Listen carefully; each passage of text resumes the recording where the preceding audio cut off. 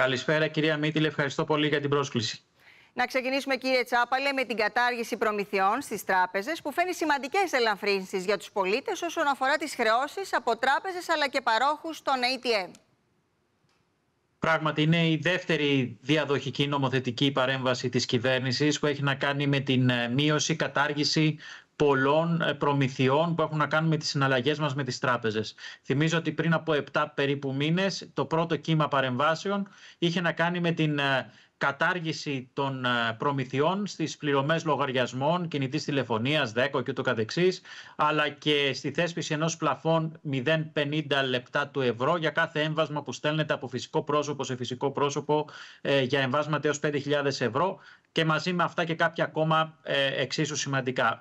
Τώρα όμως, επειδή κάποιες τράπεζες δεν έλαβαν το μήνυμα τότε ότι η κυβέρνηση θα είναι πάνω από το ζήτημα και εφόσον προκύψει ανάγκη αποκατάσταση περαιτέρω αδικιών ή υπερβολών που έχουν δημιουργηθεί από τις ίδιες στο μέλλον, αυτό το έκανε πράξη τώρα με δεύτερη νομοθετική παρέμβαση, όπου έρχεται ουσιαστικά να θεραπεύσει τις προμήθειες που έχουν να κάνουν με αναλήψεις μετρητών από ATM.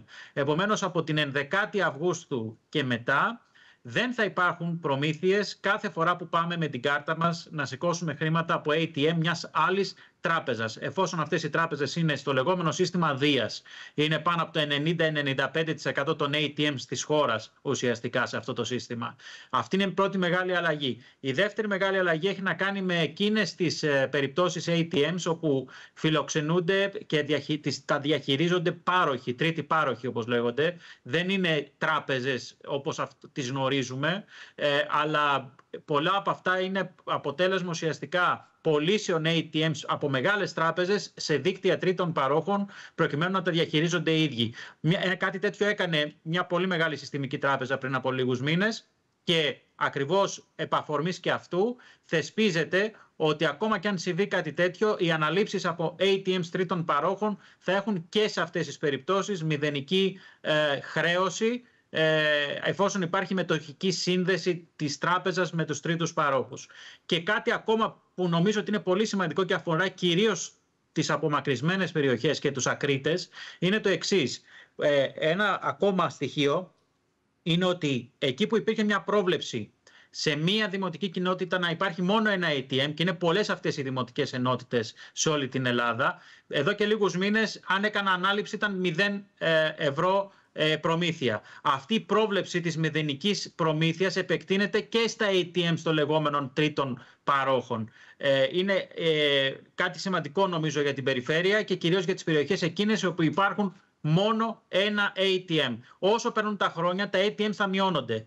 Το δίκτυο των ATM των τραπεζών θα συρρυκνώνεται, καθότι μεταφέρεται όλη η δραστηριότητα των συναλλαγών στο ψηφιακό επίπεδο. Αλλά θα πρέπει να σκεφτόμαστε και να έχουμε πάντα στο νου μας και ανθρώπους οι οποίοι είτε δεν ξέρουν, είτε δεν μπορούν, είτε είναι μιας ηλικίας που δεν μπορούν να τα καταφέρουν με τις ψηφιακές συναλλαγές, να μπορούν να σηκώνουν χρήματα και με τη χρήση της χρεωστικής τους κάρτας.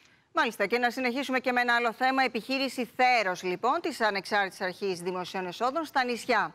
Κάτι πολύ σημαντικό για τη φοροδιαφυγή, όπου ελεγκτές της Ανεξάρτητης Αρχής πραγματοποιούν συνεχείς ελέγχους για να διαπιστώσουν μεταξύ άλλων αν οι επιχειρήσεις αυτές εκδίδουν τις αποδείξεις και αν διαβιβάζουν αυτές τις αποδείξεις στο e-Send της Ανεξάρτητης Αρχής.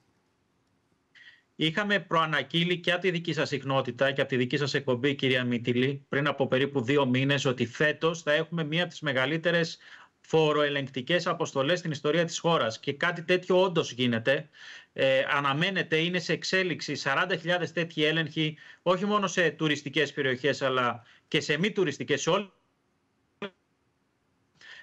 Μάλιστα τα πρώτα στοιχεία της επιχείρησης Θέρος της ΑΔΕ δημοσιεύτηκαν εχθές και ενδεικτικά να σας πω ότι μέσα στις 45 πρώτες ημέρες του καλοκαιριού, από 1η Ιουνίου μέχρι 15 Ιουλίου, είχαμε ουσιαστικά πάνω από 3.000 παραβάσεις, έγιναν προφανώς γύρω στις 10 με 12.000 έλεγχοι σε όλη την επικράτεια, 87 λουκέτα και 2,3 εκατομμύρια ευρώ πρόστιμα.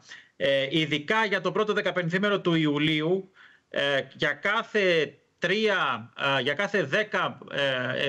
κάθε 10 επιχειρήσεις που ελέγχαμε, οι 3 εμφάνιζαν κάποιο είδους παραβατικότητα. Σε σχέση με το παρελθόν είναι χαμηλό το ποσοστό. Παλιότερα το ποσοστό ήταν και 7 και 8 στις 10 επιχειρήσεις να αποκαλύπτεται ότι έχουν κάποιο είδους φορολογική παράβαση. Έχουμε πέσει στο 30-31%. Αποτέλεσμα και των ελέγχων των συστηματικών που έχουν γίνει, αλλά και της ψηφιοποίησης του φορολογικού μηχανισμού. Θυμίζω ότι το σύστημα της διασύνδεσης των POS είναι σε πλήρη εφαρμογή. Η ψηφιακή δήλωση εσόδων-εξόδων του My Data επίσης, ψηφιακό τιμολόγιο, ψηφιακό πελατολόγιο επίσης εφαρμόζεται σε κάποιους κλάδους. Υπάρχει παραβατικότητα, κανείς δεν λέει ότι δεν υπάρχει, αλλά σε σχέση με το παρελθόν έχει υπάρξει πολύ μεγάλη πρόοδος. Και φυσικά αυτή η προσπάθεια θα συνεχιστεί και τους επόμενους μήνες, ειδικά μέσα στον Αύγουστο, όπου κλιμάκια ελεγκτών θα κατευθυνθούν κυρίως προς τουριστικές περιοχές από άλλες περιοχές της χώρας, για να μην υπάρχει εντοπιότητα και η οποιαδήποτε πιθανότητα συναλλαγής ενδεχομένως, και φυσικά θα υπάρξει και επαναληψιμότητα. Και ελέγχους και στις παραλίες, αφήστε μου να επιτρέψετε να πω. Ελέγχους και στις παραλίες είναι και ένα πολύ σημαντικό τοπίο αυτή τη στιγμή. Φυσικά.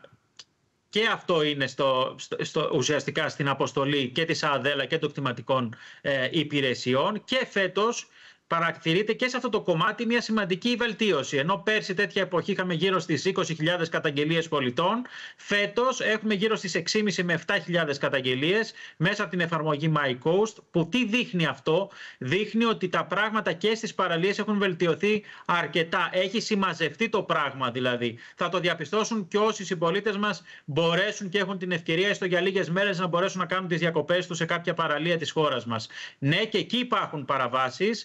Και εκεί είναι εκτιματικές από πάνω με συνεχείς επισκέψεις κλιμακίων, αλλά σε σχέση με το παρελθόν είναι η μέρα με τη νύχτα. Σε αυτό συνέβαλε, και κλείνω με αυτό, και το ότι φέτος είχαμε για το σύνολο των παραχωρήσεων ηλεκτρονικές δημοπρασίες, με αποτέλεσμα τις παραχωρήσεις να τις έχουν πάρει άνθρωποι, επιχειρηματίες σοβαροί, οι οποίοι κατέβαλαν το υψηλότερο τίμημα σε σχέση με τον ανταγωνισμό, και η παραχώρηση δεν ήταν αποτέλεσμα ούτε συνδιαλλαγής με το τοπικό δήμαρχο ή δημοτικό συμβούλιο, ούτε απειλής επίσης όπως συνέβαινε στο παρελθόν. Ήταν γνώριμη εικόνα, φουσκωτοί στα δημοτικά συμβούλια να μπαίνουν με το έτσι θέλω και να παίρνουν άδειες για παραχώρηση παραλιών. Αυτή η εικόνα έχει σταματήσει πλέον στη χώρα μας εξαιτίας αυτού του νέου νόμου και της νέας εφαρμογής των ηλεκτρονικών δημοπρασιών.